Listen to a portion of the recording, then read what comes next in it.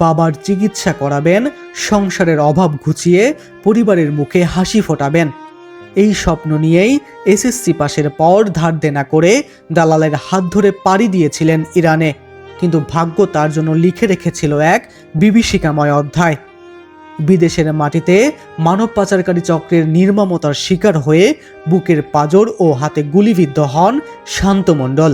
দুটো গুলি আমার গায়ে লাগে, একটা হাতে আর একটা পাঁজরে লাগার পরে আমার সেন্স চলে যায়।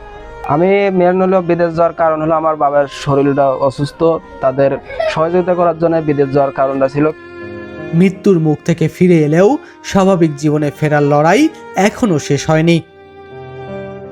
একদিকে শরীরে গুলির ক্ষত, অন্যদিকে দীর্ঘমেয়াদী চিকিৎসার বিশাল ব্যয়। এর সঙ্গে যোগ হয়েছে অসুস্থ বাবার চিকিৎসা, বিদেশে যাওয়ার জন্য নেওয়া ঋণের বোঝা এবং চরম আর্থিক অনিশ্চয়তা। সব মিলিয়ে যেন অসহায়ত্বের এক গভীর অন্ধকারে ডুবে গেছে পরিবারটি। মাথা গোজার এক টুকরো ভিটে মাটি ছাড়া তাদের আর কোনো সম্বল নেই। রাজবাড়ীর কালুখালী উপজেলার সাউরাইল ইউনিয়নের কুমরিরানী গ্রামের বাসিন্দা মোহাম্মদ শিরু মণ্ডলের ছেলে মোহাম্মদ শান্ত মণ্ডল। 3 ভাই বোনের মধ্যে তিনি মেঝ। গত 20 এপ্রিল বাংলাদেশ থেকে দুবাইয়ের উদ্দেশ্যে রওনা দেন শান্ত। কিন্তু সেখানে পৌঁছানোর পর তাকে পাকিস্তানের করাচিতে নিয়ে অস্ত্রের মুখে জিম্মি করে আরও টাকা আদায় করে দালাল চক্র। এরপর নদী, সমুদ্র, পাহাড় ও সড়কপথ পেরিয়ে 7 দিন ধরে অবৈধভাবে ইরানে নেওয়া হয় তাকে। ইরানের ইস্পাহান শহর অতিক্রম করে তেহরানের পথে সেনাবাহিনীর চেকপোস্টের সংকেত অমান্য করে গাড়ি চালক পালানোর চেষ্টা করলে গুলিবর্ষণ শুরু হয়। এতে শান্তর বাম বুকের পাঁজরে ও হাতে গুলি লাগে। পরে ইরানের একটি সরকারি হাসপাতালে ভর্তি করা হয় তাকে।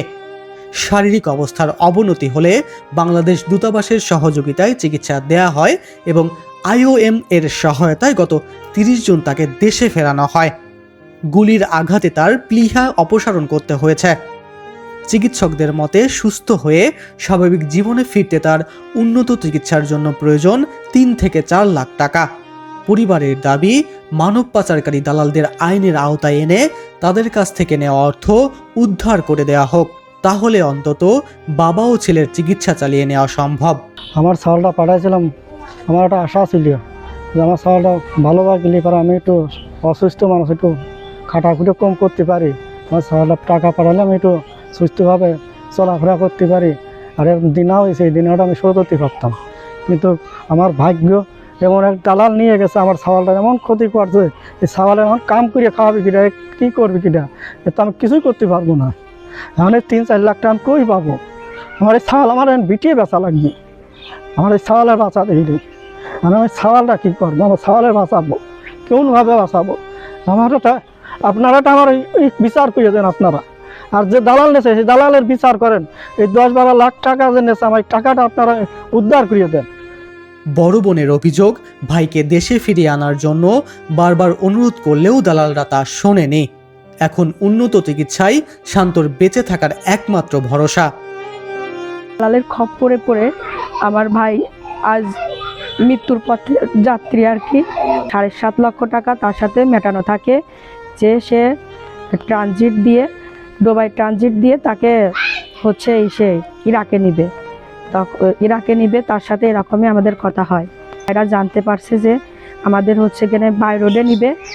তখন আমার ভাইরা পা ধরে, হাত পা ধরে কান্নাকাটি করছে যে আমরা যাব না। বা আমার কাছে আমার ভাই ফোন দিয়েছিল, আপু এইরকম নিতে যাচ্ছে, জানের রিস্ক, মনে করো হাতে জান নিয়ে আর কি যাওয়া, কিন্তু আমরা এরকম যেতে চাচ্ছি না। তখন আমি ওই দালালের নাম হচ্ছে মামুন, আমি বলছি, ওনার সাথে আমি কথা বলছি, ভাইয়া আমার একটা মাত্রই ভাই, আমার আব্বু খুবই অসুস্থ হচ্ছে, আমার ভাইয়ের এরকম আমরা পাঠাবো না। আমাদের যা টাকা দিচ্ছে আমরা ওইটা ফেরতও চাচ্ছি না, কিছু না, আমার ভাইরে আমাদের কাছে পাঠিয়ে দেন। তখন আমার বাইরে ভয় দেখাইছে, রিভলভার দেখায়, খাবার দিছে, মানে জিম্মি করার মতন আর কি।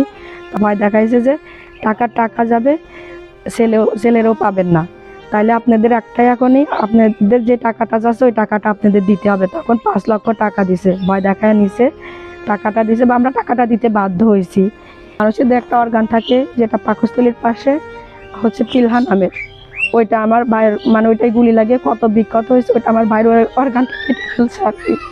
মানে ওর গায়ে এখন রক্ত দাঁড়াচ্ছে না, এমন অবস্থা আর কি। এখন আমাদের পুরো পরিবারই নিঃস্ব।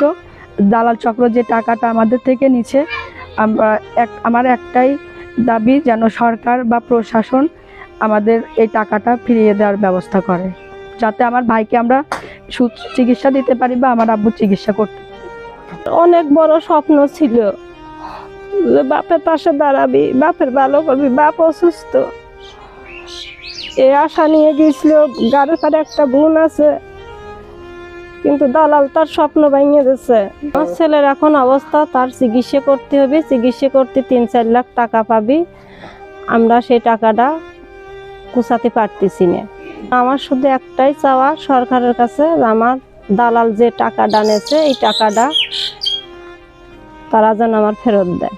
আমার ভালো সুস্থ ছেলেকে নিয়ে এরকম করে দিল। পাকিস্তানের তো আমার ছেলের আমরা ফেরত চাইছি, কিন্তু পাকিস্তানের তো আমার ছেলের ফেরত দিই নাই, বলছে টাকা না দিলে ছেলেও যাবি, আরও কি হবি তার ঠিক নাই। স্থানীয়রাও দালাল চক্রের বিচার এবং শান্তর চিকিৎসায় সরকারি সহায়তার দাবি জানিয়েছেন। মানে এই বাড়িটা বলতে আর কিছু নাই, যা ছিল সবকিছু বিক্রি করে সে দিয়ে দিয়েছে। এই ছেলেটার সুস্থতা প্রয়োজন, একটা সুস্থ ছেলে যে অসুস্থ হয়ে আসলো, মৃত্যুর সঙ্গে এখন পাঞ্জা লড়ছে। এখন এর চিকিৎসা বাবদ 3-4 লক্ষ টাকা লাগবে, ওর আব্বার চিকিৎসার জন্য 2-3 লাখ টাকা লাগে, প্রায় 7-8 লক্ষ টাকা লাগবে। এই টাকাটাও ওদের মানে বহন করার মতো আর কোনো উপায় নাই। আপনাদের মাধ্যমে বাংলাদেশ সরকার এবং আমাদের রাজবাড়ী 2 আসনের মাননীয় এমপি জনাব হারুন রশিদকে অনুরোধ করব, এই ছেলেটার এই দালালের হাত থেকে যে 10 থেকে 11 লক্ষ টাকা নিয়ে গেছে সেই টাকাটা ফিরিয়ে যাতে আনতে পারি। এবং এই যে দালালগুলো এই কাজগুলো করছে, অবৈধ কাজগুলো করছে, আমি বাংলাদেশের প্রশাসনের কে অনুরোধ করব যে এদের কঠিনতম শাস্তির ব্যবস্থা, আইনের আওতায় এনে কঠিনতম শাস্তির ব্যবস্থা করা হোক। বাবার চিকিৎসার স্বপ্ন নিয়ে বিদেশে গিয়ে দালাল চক্রের প্রতারণা ও মানব পাচারের শিকার হয়েছেন এইচএসসি পাশ করা তরুণ শান্ত মণ্ডল। প্রাণে বাঁচলেও গুলির ক্ষত, ঋণের বোঝা আর অনিশ্চিত ভবিষ্যতের সঙ্গে প্রতিনিয়ত লড়াই করছে পরিবারটি। এখন তাদের একটাই প্রত্যাশা, দোষীদের বিচার এবং শান্তর চিকিৎসা নিশ্চিত করা হোক। আকাশ মাহমুদ, রাজবাড়ী।